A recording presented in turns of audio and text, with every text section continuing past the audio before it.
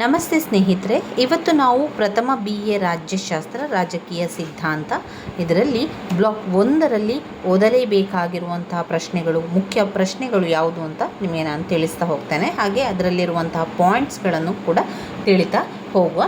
ಈಗಾಗಲೇ ಇದರಲ್ಲಿರುವಂತಹ ಮುಖ್ಯವಾದ ಪ್ರಶ್ನೆಗಳ ವಿವರಣೆಯನ್ನು ನಾವು ತಿಳ್ಕೊಂಡಿದ್ದೇವೆ. ರಾಜ್ಯಶಾಸ್ತ್ರದ ಅರ್ಥ, ಸ್ವರೂಪ, ವ್ಯಾಪ್ತಿ, ಮಹತ್ವ ತುಂಬಾ ಮುಖ್ಯವಾಗಿರುವಂತಹ ಪ್ರಶ್ನೆ. ಅದಾದ ನಂತರ ರಾಜ್ಯಶಾಸ್ತ್ರದ ಅಧ್ಯಯನದ ವಿಧಾನಗಳನ್ನು ತಿಳ್ಕೊಳ್ಬೇಕು.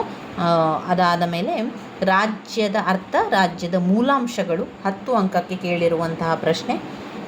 ಪರಮಾಧಿಕಾರದ ಅರ್ಥ, ಪರಮಾಧಿಕಾರದ ವ್ಯಾಖ್ಯೆ, ಪರಮಾಧಿಕಾರದ ಲಕ್ಷಣಗಳನ್ನು 15 ಅಂಕಕ್ಕೆ ಕೇಳಿದ್ದಾರೆ. ಅದಾದ ಮೇಲೆ ಆಸ್ಟಿನ್ನ ಪರಮಾಧಿಕಾರ ಸಿದ್ಧಾಂತದ ಬಗ್ಗೆ ತಿಳ್ಕೊಳ್ಬೇಕು. ಏಕತ್ವವಾದ, ಬಹುತ್ವವಾದವನ್ನು ತಿಳ್ಕೊಳ್ಬೇಕು. ನಂತರ ಘಟಕ 6ರಲ್ಲಿ ಜೈವಿಕ ಸಿದ್ಧಾಂತ. ಇವಿಷ್ಟು ಬ್ಲಾಕ್ 1ರಲ್ಲಿ ಓದಲೇಬೇಕಾಗಿರುವಂತಹ ಮುಖ್ಯವಾದಂತಹ ಪ್ರಶ್ನೆಗಳಾಗಿದೆ.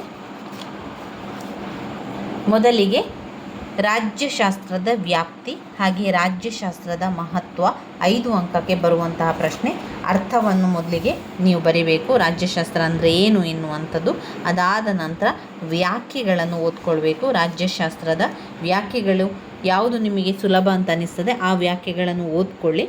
ಗಾರ್ನರ್ ಅವರ ಪ್ರಕಾರ ರಾಜ್ಯಶಾಸ್ತ್ರದ ಅಧ್ಯಯನವು ರಾಜ್ಯದೊಂದಿಗೆ ಆರಂಭವಾಗಿ ರಾಜ್ಯದೊಂದಿಗೆ ಕೊನೆಗೊಳ್ಳುತ್ತದೆ ಅಂತ ಹೇಳಿದ್ದಾರೆ. ಇನ್ನು ಲೀಕಕ್ ಅವರ ಪ್ರಕಾರ ಸರಕಾರದ ಕಾರ್ಯಗಳನ್ನು ಕುರಿತು ಅಧ್ಯಯನ ಮಾಡುವ ಶಾಸ್ತ್ರವೇ ರಾಜ್ಯಶಾಸ್ತ್ರ. ಲೀಕಕ್ ಅವರ ಪ್ರಕಾರ ಸರಕಾರದ ಕಾರ್ಯಗಳನ್ನು ಕುರಿತು ಅಧ್ಯಯನ ಮಾಡುವ ಶಾಸ್ತ್ರವೇ ರಾಜ್ಯಶಾಸ್ತ್ರ ಎನ್ನುವಂಥದ್ದು. ಇನ್ನು ರಾಜ್ಯಶಾಸ್ತ್ರದ ವ್ಯಾಪ್ತಿ. ರಾಜ್ಯಶಾಸ್ತ್ರದ ವ್ಯಾಪ್ತಿ ತುಂಬಾ ಮುಖ್ಯವಾಗಿರುವಂತಹ ಪ್ರಶ್ನೆ. 5 ಅಂಕಕ್ಕೆ ಕೇಳಿದ್ದಾರೆ. ಕೆಲವೊಮ್ಮೆ 10 ಅಂಕಕ್ಕೂ ಕೂಡ ಬರುವಂತಹ ಪ್ರಶ್ನೆ. 4 ಪಾಯಿಂಟ್ಸ್ಗಳಿದೆ ಅದರಲ್ಲಿ. ಒಂದು ರಾಜಕೀಯ ಸಿದ್ಧಾಂತ, ರಾಜಕೀಯ ಸಂಸ್ಥೆಗಳು, ರಾಜಕೀಯ ಪಕ್ಷಗಳು, ಅಂತಾರಾಷ್ಟ್ರೀಯ ಸಂಬಂಧಗಳು. ರಾಜಕೀಯ ಸಿದ್ಧಾಂತ, ರಾಜಕೀಯ ಸಂಸ್ಥೆಗಳು, ರಾಜಕೀಯ ಪಕ್ಷಗಳು ಮತ್ತು ಅಂತಾರಾಷ್ಟ್ರೀಯ ಸಂಬಂಧಗಳು. ಇವಿಷ್ಟನ್ನು ನೀವು ಅದರಲ್ಲಿ ಓದ್ಕೊಳ್ಬೇಕು. ಇನ್ನು ರಾಜ್ಯಶಾಸ್ತ್ರದ ಅಧ್ಯಯನದ ಮಹತ್ವ, ಇದು ಕೂಡ 5 ಅಂಕಕ್ಕೆ ಅಥವಾ 10 ಅಂಕಕ್ಕೆ ಕೇಳಿರುವಂತಹ ಪ್ರಶ್ನೆ. ಇದರಲ್ಲಿ 8 ಪಾಯಿಂಟ್ಸ್ಗಳಷ್ಟಿರುವಂಥದ್ದನ್ನು ಕಾಣ್ಬೋದು. ಅದರ ಪಾಯಿಂಟ್ಸ್ಗಳನ್ನೊಮ್ಮೆ ನೋಡ್ತಾ ಹೋಗುವ.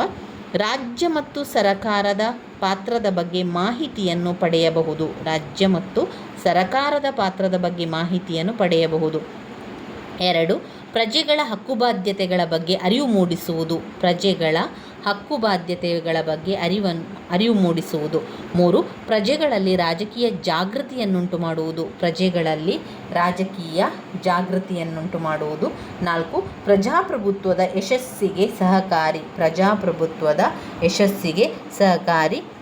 5. ವಿವಿಧ ರಾಜಕೀಯ ಸಿದ್ಧಾಂತಗಳ ಪರಿಚಯ. ವಿವಿಧ ರಾಜಕೀಯ ಸಿದ್ಧಾಂತಗಳ ಪರಿಚಯ. 6. ಅಂತಾರಾಷ್ಟ್ರೀಯ ರಾಜಕೀಯ ಹಾಗೂ ಸಂಘ ಸಂಸ್ಥೆಗಳ ಪರಿಚಯ. ಅಂತಾರಾಷ್ಟ್ರೀಯ ರಾಜಕೀಯ ಹಾಗೂ ಸಂಘ ಸಂಸ್ಥೆಗಳ ಪರಿಚಯ. 7. ಸರಕಾರದ ದಕ್ಷ ನಿರ್ವಹಣೆಗೆ ರಾಜ್ಯಶಾಸ್ತ್ರದ ಜ್ಞಾನ ಸ್ವಲ್ಪ ಮಟ್ಟಿಗಾದರೂ ಇದ್ದರೆ ಉತ್ತಮ. ಸರಕಾರದ ದಕ್ಷ ನಿರ್ವಹಣೆಗೆ ರಾಜ್ಯಶಾಸ್ತ್ರದ ಜ್ಞಾನ ಸ್ವಲ್ಪ ಮಟ್ಟಿಗಾದರೂ ಇದ್ದರೆ ಉತ್ತಮ. 8. ರಾಜ್ಯದ ಸಮಸ್ಯೆಗಳನ್ನು ಅರಿಯಲು. ಇವಿಷ್ಟು ರಾಜ್ಯಶಾಸ್ತ್ರದ ಅಧ್ಯಯನದ ಮಹತ್ವವಾಗಿದೆ. ಇನ್ನು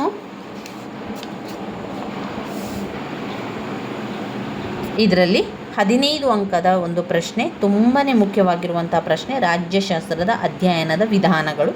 ರಾಜ್ಯಶಾಸ್ತ್ರದ ಅಧ್ಯಯನದ ವಿಧಾನಗಳಲ್ಲಿ ಐತಿಹಾಸಿಕ ವಿಧಾನ, ಹೋಲಿಕಾ ವಿಧಾನ, ಅನುಭವಾತ್ಮಕ ವಿಧಾನ, ನಡವಳಿಕೆ ಅಥವಾ ವರ್ತನಾ ವಿಧಾನ.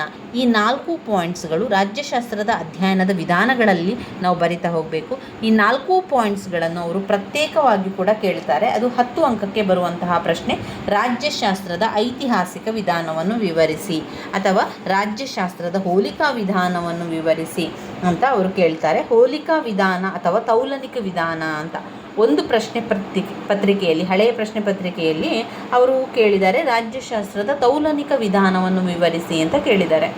ಇವಾಗ ನಮಗೆ ಒಂದು ರೀತಿಯ ಕನ್ಫ್ಯೂಸ್ ಆಗ್ತದೆ. ಹಾಗಾದರೆ ಯಾವ ಪ್ರಶ್ನೆ ಇದು, ನಾನು ಇದನ್ನು ನೋಡ್ಕೊಳ್ಳಿಲ್ಲ ಅಥವಾ ಓದ್ಕೊಳ್ಳಿಲ್ಲ ಅಂತ ಬಂದಾಗ ಈ ತೌಲನಿಕ ವಿಧಾನ ಏನು ಅಂತ ನಿಮಗೆ ಗೊತ್ತಿದ್ದರೆ ಅದು ಹೋಲಿಕಾ ವಿಧಾನವನ್ನೇ ತೌಲನಿಕ ವಿಧಾನ ಅಂತ ಹೇಳುವಂಥದ್ದು. ಅದರಿಂದ ರಾಜ್ಯಶಾಸ್ತ್ರದ ತೌಲನಿಕ ವಿಧಾನ ಅಂತ ಕೇಳಿದರೆ ರಾಜ್ಯಶಾಸ್ತ್ರದ ಹೋಲಿಕಾ ವಿಧಾನ ಅಥವಾ ಪದ್ಧತಿಯ ಉತ್ತರವನ್ನೇ ಬರಿತಾ ಹೋಗಬೇಕು. ಅದರ ಪಾಯಿಂಟ್ಸ್ಗಳು: ಈ ಪದ್ಧತಿಯಲ್ಲಿ ವಿವಿಧ ದೇಶಗಳಲ್ಲಿ ವಿವಿಧ ಕಾಲದಲ್ಲಿದ್ದ ರಾಜಕೀಯ ಸಂಸ್ಥೆಗಳು. ಹೋಲಿಕೆಯ ಪದ್ಧತಿಯು ಹೆಚ್ಚು ಕ್ಲಿಷ್ಟಕರವಾದುದು. ನೈತಿಕ ಮಟ್ಟದಲ್ಲಿನ ಭಿನ್ನತೆಯನ್ನು ಗಮನದಲ್ಲಿಟ್ಟುಕೊಳ್ಳಬೇಕು.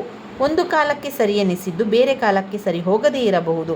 ಹೋಲಿಕಾ ಪದ್ಧತಿಯಲ್ಲಿರುವ ದೋಷಗಳನ್ನು ಹೋಗಲಾಡಿಸಿ ಅದು ಪ್ರಯೋಜನಕಾರಿಯಾಗುವಂತೆ ಮಾಡಬೇಕಾದರೆ ಅದರ ಜೊತೆಗೆ ಐತಿಹಾಸಿಕ ಇಲ್ಲವೇ ಅವಲೋಕನ ಪದ್ಧತಿಯನ್ನು ಬಳಸಬೇಕು. ಮೂರನೇ ಒಂದು ವಿಧಾನ ಅನುಭವಾತ್ಮಕ ವಿಧಾನ. ಅದಾದ ಮೇಲೆ ನಡವಳಿಕೆ ಅಥವಾ ವರ್ತನಾ ವಿಧಾನ. ನಡವಳಿಕೆ ಅಥವಾ ವರ್ತನಾ ವಿಧಾನವನ್ನು 15 ಅಂಕಕ್ಕೂ ಕೂಡ ಕೇಳಿದ್ದಾರೆ. ಅದರ ಸಂಪೂರ್ಣ ವಿವರಣೆಯನ್ನು ಬರೆದು ವರ್ತನಾ ವಿಧಾನದ ಲಕ್ಷಣಗಳನ್ನು ಕೂಡ ಬರೀಬೇಕು. ಅಷ್ಟೇ ಅಲ್ಲದೆ ವರ್ತನಾ ವಿಧಾನದ ಪ್ರಯೋಜನಗಳನ್ನು ಕೂಡ ಅದರಲ್ಲಿ ಬರಿತಾ ಹೋಗಬೇಕು. ಹಾಗೆ ಇತಿಮಿತಿಗಳನ್ನು ಕೂಡ ಕೊಟ್ಟಿದ್ದಾರೆ. ಇದೆಲ್ಲವನ್ನು ಕೂಡ ಓದ್ಕೊಂಡ್ರೆ ನಿಮಗೆ 4 ರಿಂದ 5 ಪುಟದಷ್ಟು ಬರೀಲಿಕ್ಕೆ ಸಾಧ್ಯ ಆಗ್ತದೆ. ಇನ್ನು ಘಟಕ 3ರಲ್ಲಿ ಬಂದಾಗ ನಾವು ರಾಜ್ಯದ ಮೂಲಾಂಶಗಳ ಬಗ್ಗೆ ಓದ್ಕೊಳ್ಬೇಕು. ಅದರಲ್ಲಿ ಬರುವಂಥದ್ದು 4 ಪಾಯಿಂಟ್ಸ್: ಜನಸಂಖ್ಯೆ, ಭೂಪ್ರದೇಶ, ಸರಕಾರ, ಪರಮಾಧಿಕಾರ ಅಥವಾ ಸಾರ್ವಭೌಮ. ಜನಸಂಖ್ಯೆ, ಭೂಪ್ರದೇಶ, ಸರಕಾರ, ಪರಮಾಧಿಕಾರ ಅಥವಾ ಸಾರ್ವಭೌಮ. ಮೊದಲು ರಾಜ್ಯದ ಅರ್ಥವನ್ನು ತಿಳ್ಕೊಳ್ಳಿ, ರಾಜ್ಯದ ವ್ಯಾಖ್ಯೆಗಳನ್ನು ಓದ್ಕೊಳ್ಬೇಕು. ಅದಾದ ನಂತರ ರಾಜ್ಯದ ಮೂಲಾಂಶವನ್ನು ಓದ್ತಾ ಹೋಗಬೇಕು. ಜನಸಂಖ್ಯೆ, ಭೂಪ್ರದೇಶ 10 ಅಂಕಕ್ಕೆ ಕೇಳುವಂತಹ ಪ್ರಶ್ನೆ. ಸರಕಾರ, ಪರಮಾಧಿಕಾರ. ನಂತರ ಘಟಕ 4ರಲ್ಲಿ ಬಂದಾಗ ನಾವು ಓದಲೇಬೇಕಾಗಿರುವಂಥ ಪ್ರಶ್ನೆ ಪರಮಾಧಿಕಾರದ ಲಕ್ಷಣಗಳನ್ನು ತಿಳಿಸಿ. ನೀವು ಪಾಯಿಂಟ್ಸ್ ಬುಕ್ಕಲ್ಲಿ ಪಾಯಿಂಟ್ಸನ್ನು ಮಾತ್ರ ಬರೀತಿದ್ದೀರಿ ಅಂತಾದರೆ ಇಲ್ಲೇ ಪಾಯಿಂಟ್ಸನ್ನು ಕೊಟ್ಟಿದ್ದಾರೆ ನೋಡಿ, ಅದನ್ನು ಬರ್ಕೊಳ್ಳಿ. ಪರಮಾಧಿಕಾರದ ಲಕ್ಷಣಗಳು: ನಿರಂಕುಶತೆ, ಶಾಶ್ವತತೆ, ಸರ್ವವ್ಯಾಪಕತೆ, ಅವಿಭಾಜ್ಯತೆ, ಅವರ್ಗೀಯತೆ, ಏಕಮೇವತೆ. ಇದು ಪರಮಾಧಿಕಾರದ ಲಕ್ಷಣಗಳು. ಇನ್ನು ಪರಮಾಧಿಕಾರದ ವಿಧಗಳು ಅಂತ ಬಂದಾಗ ನಾಮಮಾತ್ರ ಪರಮಾಧಿಕಾರ ಮತ್ತು ನೈಜ ಪರಮಾಧಿಕಾರ, ಶಾಸನಬದ್ಧ ಪರಮಾಧಿಕಾರ ಮತ್ತು ರಾಜಕೀಯ ಪರಮಾಧಿಕಾರ, ಜನತಾ ಪರಮಾಧಿಕಾರ, ವಿಧಿಬದ್ಧ ಮತ್ತು ಶಕ್ತಿಬದ್ಧ ಪರಮಾಧಿಕಾರ. ಅದು ಪರಮಾಧಿಕಾರದ ವಿಧಗಳಲ್ಲಿ ಬರೆಯುವಂಥದ್ದು. ಅದರಿಂದ ಮೊದಲು ನೀವು ಓದ್ಕೊಳ್ಬೇಕಾಗಿರುವಂಥದ್ದು ಪರಮಾಧಿಕಾರ ಎಂದರೆ ಏನು ಎನ್ನುವಂಥ ಅರ್ಥವನ್ನು ತಿಳ್ಕೊಳ್ಬೇಕು. ಪರಮಾಧಿಕಾರ ಅಂದರೆ ಏನು ಅಂತ ತಿಳ್ಕೊಂಡು ಅದರ ವ್ಯಾಖ್ಯೆ 1 ಅಥವಾ 2 ವ್ಯಾಖ್ಯೆಗಳನ್ನು ತಿಳ್ಕೊಂಡು ಪರಮಾಧಿಕಾರದ ಲಕ್ಷಣವನ್ನು ಬರೆಯುವಂಥದ್ದು. ನಿರಂಕುಶತೆ, ಸರ್ವವ್ಯಾಪಕತೆ, ಶಾಶ್ವತತೆ, ಅವಿಭಾಜ್ಯತೆ, ಅವರ್ಗೀಯತೆ, ಏಕಮೇವತೆ. ಇನ್ನು ಪರಮಾಧಿಕಾರದ ವಿಧಿಗಳು ಅಂತ ಬಂದಾಗ ನಾಮಮಾತ್ರ ಪರಮಾಧಿಕಾರ ಮತ್ತು ನೈಜ ಪರಮಾಧಿಕಾರ 2, ಶಾಸನಬದ್ಧ ಪರಮಾಧಿಕಾರ ಮತ್ತು ರಾಜಕೀಯ ಪರಮಾಧಿಕಾರ, ಜನತಾ ಪರಮಾಧಿಕಾರ, ವಿಧಿಬದ್ಧ ಮತ್ತು ಶಕ್ತಿಬದ್ಧ ಪರಮಾಧಿಕಾರ, ವಿಧಿಬದ್ಧ ಮತ್ತು ಶಕ್ತಿಬದ್ಧ ಪರಮಾಧಿಕಾರ. ಇನ್ನು ಬರುವಂತಹ ಘಟಕ 5ರಲ್ಲಿ ಏಕತ್ವ ಪರಮಾಧಿಕಾರ ಸಿದ್ಧಾಂತ 10 ಅಂಕಕ್ಕೆ, ಏಕತ್ವ ಪರಮಾಧಿಕಾರ ಸಿದ್ಧಾಂತದ ಮೇಲಿನ ಟೀಕೆಗಳು 10 ಅಂಕಕ್ಕೆ, ಬಹುತ್ವ ಸಿದ್ಧಾಂತದ ಬಗ್ಗೆ 15 ಅಂಕಕ್ಕೆ ಕೇಳಿದ್ದಾರೆ. ಆವಾಗ ನಾವು ಸಂಪೂರ್ಣ ಅದರಲ್ಲಿ ವಿವರಣೆಯನ್ನು ತಿಳ್ಕೊಳ್ಬೇಕು. ಅದರಲ್ಲಿ ಪಾಯಿಂಟ್ಸ್ಗಳನ್ನು ಕೊಡದಿದ್ದರೆ ನಾವೇ ಪಾಯಿಂಟ್ಸ್ಗಳನ್ನು ಹಾಕ್ಕೊಂಡು ಆ ಪಾಯಿಂಟ್ಸ್ಗಳನ್ನು ಬರಿತಾ ಹೋಗಬೇಕು ಸ್ನೇಹಿತರೆ. ನಿಮ್ಮ ಪಾಯಿಂಟ್ಸ್ ಬುಕ್ಕಲ್ಲಿ ಪಾಯಿಂಟ್ಸನ್ನು ಮಾಡಿಕೊಂಡು ಪಾಯಿಂಟ್ಸ್ ಬುಕ್ಕಲ್ಲಿ ಬರೀರಿ. ಆವಾಗ ನಿಮಗೆ ಓದ್ಕೊಳ್ಳಿಕ್ಕೂ ಕೂಡ ತುಂಬಾ ಸುಲಭ ಅಂತ ಅನಿಸ್ತದೆ. ಅದು ಬಹುತ್ವ ಸಿದ್ಧಾಂತದ ಬರುವಂತಹ ಕೆಲವೊಂದು ಪಾಯಿಂಟ್ಸ್ಗಳನ್ನು ಓದ್ಕೊಳ್ಳಿ.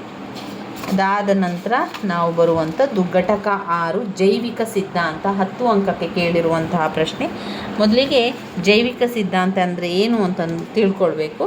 ಜೈವಿಕ ಸಿದ್ಧಾಂತದ ಬಗ್ಗೆ ತಿಳ್ಕೊಂಡ ನಂತರ ನಾವು ಜೈವಿಕ ಸಿದ್ಧಾಂತದ ಬಗ್ಗೆ 15 ಅಂಕಕ್ಕೆ ಅಥವಾ 10 ಅಂಕಕ್ಕೆ ಬಂದಿದ್ದರೆ ಇಲ್ಲಿ ಇರುವಂತಹ ಪಾಯಿಂಟ್ಸ್ಗಳನ್ನು ಬರಿತಾ ಹೋಗಬೇಕು. ಅವರು ಯಾವ ರೀತಿಯ ಪಾಯಿಂಟ್ಸ್ಗಳನ್ನು ಕೊಟ್ಟಿದ್ದಾರೆ, ಒಟ್ಟು ಅವರು ಅದರಲ್ಲಿ 5 ಪಾಯಿಂಟ್ಸ್ಗಳನ್ನು ಕೊಟ್ಟಿರುವಂಥದ್ದು. ನಾವು ಅವುಗಳನ್ನೆಲ್ಲ ತಗೊಂಡು ಒಂದು 10 ಪಾಯಿಂಟ್ಸ್ಗಳಷ್ಟು 10-15 ಪಾಯಿಂಟ್ಸ್ಗಳನ್ನು ಮಾಡಿ ಬರ್ಕೊಳ್ತಾ ಹೋಗಬೇಕು. ಇವಿಷ್ಟು ನೀವು ಜೈವಿಕ ಸಿದ್ಧಾಂತದಲ್ಲಿ ಬರುವಂಥದ್ದು. ಇನ್ನು ಬರುವಂಥದ್ದು ಬ್ಲಾಕ್ 2ರಲ್ಲಿ ಯಾವುದನ್ನು ಓದ್ಕೊಳ್ಬೇಕು, ಯಾವುದು ಮುಖ್ಯವಾದ ಪ್ರಶ್ನೆಗಳು ಎನ್ನುವಂಥದ್ದನ್ನು ಮುಂದಿನ ವಿಡಿಯೋದಲ್ಲಿ ತಿಳ್ಕೊಳ್ಳುವ ಸ್ನೇಹಿತರೆ. ನನ್ನ ವಿಡಿಯೋಸ್ ಎಲ್ಲ ನಿಮಗೆ ಇಷ್ಟ ಆಗಿದ್ದರೆ ಲೈಕ್ ಕೊಡಿ, ಶೇರ್ ಮಾಡಿ, ಸಬ್ಸ್ಕ್ರೈಬ್ ಮಾಡಲಿಕ್ಕೆ ಮರಿಬೇಡಿ. ಧನ್ಯವಾದಗಳು.